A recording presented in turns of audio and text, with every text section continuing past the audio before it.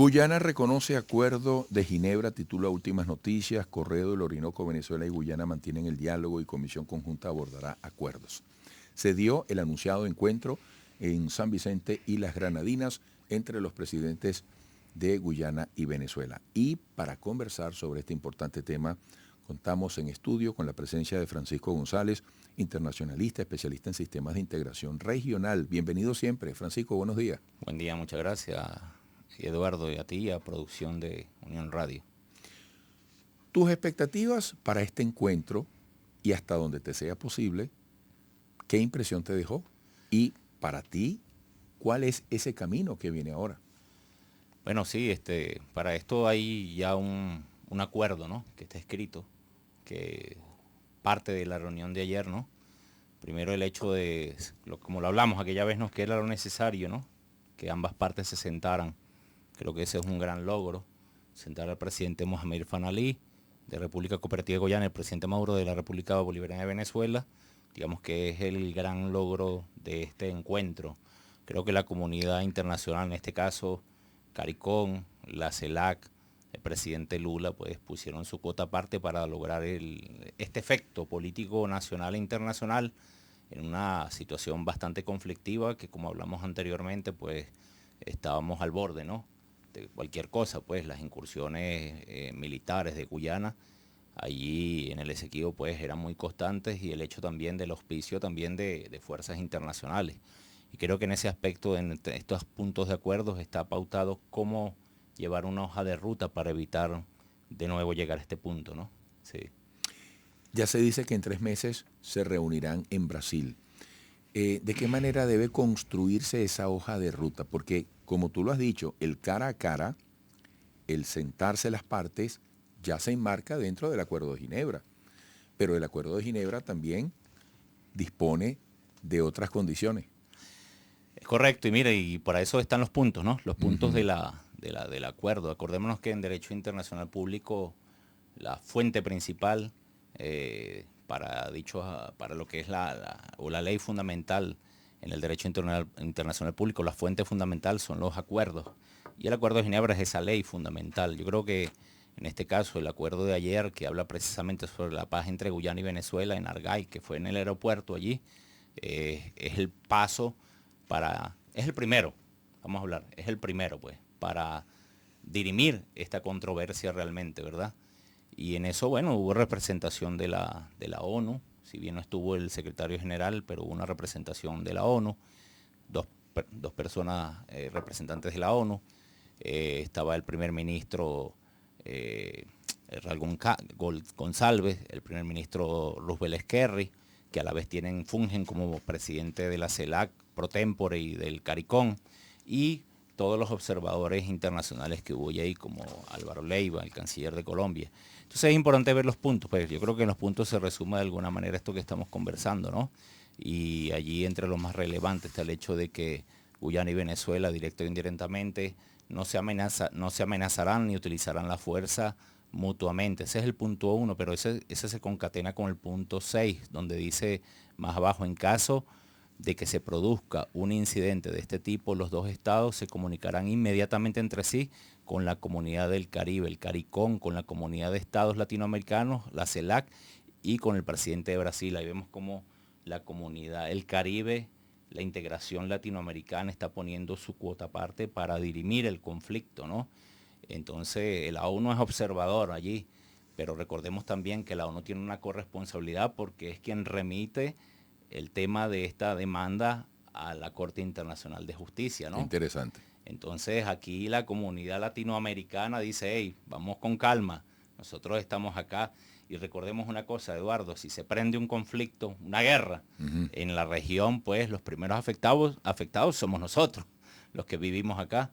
Y pasa otra cosa que también hay que decir también, Eduardo, que es importante. En la comunidad de Georgetown hubo un evento importante, lamentable además, que es el hecho de que militares, ¿sí?, de la fuerza y de alto rango, ¿no?, de Guyana, pues estuvieron en el Esequibo recientemente y cayó el helicóptero. Eso hizo que 5 de ellos, de 7 personas, murieron, estuvieron desaparecidos. Además, y hubo muchos ruidos, ¿no? Ruidos, de dónde venía el posible, ¿no? Entonces eso generó que hay una conmoción dentro de Guyana. Está de luto el país, ¿no? Esas cosas inciden, ¿sí? Ya no es un tema solamente de las posibles causas de una situación bélica, sino que hay un hecho concreto, que ya hay, lamentablemente hubo fallecidos, ¿no? Ahora, Sí. Francisco, tal como estás tejiendo tu análisis, incorporando variables que son parte de un mismo rompecabezas, amigos, estamos escuchando y viendo a Francisco González, internacionalista, especialista en sistemas de integración regional. ¿Cómo analizarías la vecindad caribeña? Es decir, ¿qué posición tienen las islas del Caribe, incluyendo Cuba, a priori con respecto a esta controversia? Sí, mira, una vez conversamos acá en tu programa y en distintos espacios también ha pasado esto del tema pedagógico, recordamos, ¿no?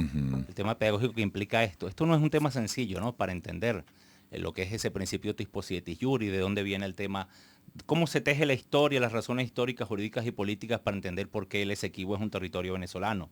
Y yo creo que ayer, bueno, el presidente sacó un buen papel así de grueso para explicarle a la comunidad caribeña en el evento de qué trataba el asunto. Yo creo que el presidente Maduro en estos meses también se fue entrenando en esta pedagogía, ¿no?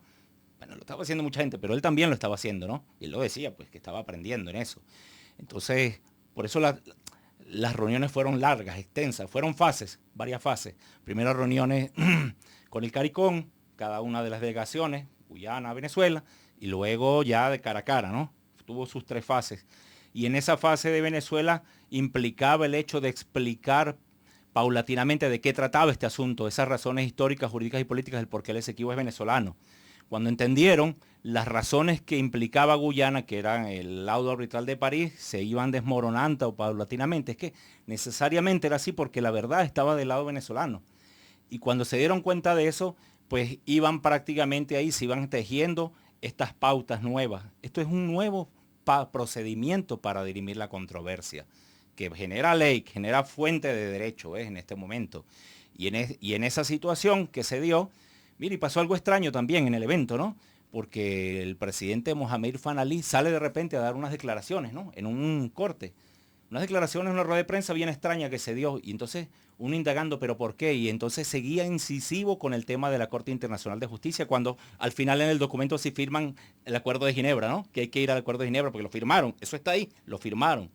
Y uno se pregunta, ¿pero por qué? Resulta que Barak Yadeo, el vicepresidente, estaba dando una rueda de prensa casi que paralela en Guyana. Y resulta que estaban siendo atacados en una posible unión monolítica que tenían con sus oposiciones, el señor Norton y el señor Harris, y resultan que habían dado una rueda de prensa paralela para atacar la posición y presionar al gobierno. Entonces había ataques desde dentro de Guyana para que no se dieran los acuerdos, ¿no? Y no funcionó, pues, no funcionó porque al final tuvieron que firmar este nuevo acuerdo. Y es por aquí por donde ahora se van a regir las pautas para los futuros eventos para dirimir la controversia, ¿no? Me quedan 3 minutos. Porque hay que comparar Acuerdo de Ginebra con Corte Internacional de Justicia. Corte Internacional de Justicia no es una instancia y Acuerdo de Ginebra no es más bien un instrumento. Porque es ley, como te digo, es ley y en este sentido la Corte, lo que es un órgano judicial, cuando se judicializa el proceso, se envía para allá, se remite una controversia. En el Acuerdo de Ginebra es ley porque es un acuerdo entre dos para dirimir una controversia y que se hizo en el 66. Entonces, uno va sobre el otro. Y lo otro era porque también Guyana está solicitando la validez del laudo de 1899, el cual ya en el 66 ya se dirimió esa controversia. Y el derecho, como lo dijimos anteriormente, es progresivo. Entonces lo que hay que ver es hacia adelante. Hacia adelante es que la estratagema que tenía Guyana se derrumba prácticamente y comienza un procedimiento nuevo a partir, sí, del Acuerdo de Ginebra, pero con nuevas pautas que irán dándose en las disyuntivas actuales. Dentro de los necesarios acuerdos, Sí, porque los hay que un deseamos, momento ¿no? nuevo. Hay Claro. inversiones, y lo ha dicho Barajadeo y lo ha dicho Irfan Ali, Sí. están explotando el territorio y eso es una nueva situación. Ahora fíjate, no te quiero poner Sí, en la ligereza sí. de dar criterios para los cuales no hay un escenario cercano. Pero ¿cómo verías tú un escenario de posible acuerdo donde las partes se sientan satisfechas? ¿Tú te atreves a decir algo? Y en ese aspecto creo que no es fácil, ¿no? No es fácil, es un futuro posible. Para que las partes digan, bueno, cedo esta parte, tú cedes aquella y llegamos a un punto de encuentro, ¿no? Mira, lo que sí hay que ver que lo que mantuvo en paz estas décadas fue el Acuerdo de Ginebra. Hay que volver al Acuerdo de Ginebra sí o sí. Eso es lo que hace que se mantenga la paz en la región, pues. Es lo que todos buscamos, ¿no? Y luego, pues las negociaciones. Guyana lo cierto es que tiene inversiones tremendas sobre la explotación de recursos que están en disputa. Eso es lo real. Eso está ahí desde el 2015, ¿ves? Y yo creo que ya Venezuela anteriormente, cuando apoyaba a Guyana, mira esto, cuando apoyaba a Guyana en esas inversiones y en esos estudios, Eduardo, hay que retomar eso también, porque Guyana bien sacó información de esos acuerdos que tenía con Venezuela previos al 2015. Eso es la realidad. Creo que Guyana también tiene que rectificar esa posición y decir, mira, sí, Venezuela ayudó en esto, en esa época en que estaban mal, bien mal que estaban económicamente, y volver a unos años más atrás, cuando eran parte de Petrocaribe y de la UNASUR, y decir, bueno, sí, es verdad, ellos apoyaron, esta cuestión tiene un tema moral también, es verdad, hay inversiones, pero recordemos que el mundo ha cambiado, el mundo ha cambiado. Este es un tema vivo, como dices tú, sí, progresivo. Bueno, Francisco, como siempre agradecidos, hasta pronto. Sí, nos vemos pronto. Un gran abrazo y si no nos volvemos a ver en las 2 semanas que quedan de este año, que sea pronto en el 2024 con mucha salud. Sí, feliz Navidad con prosperidad. Y año nuevo y en paz para todos y todas en la región. Amén, amigos, volveremos.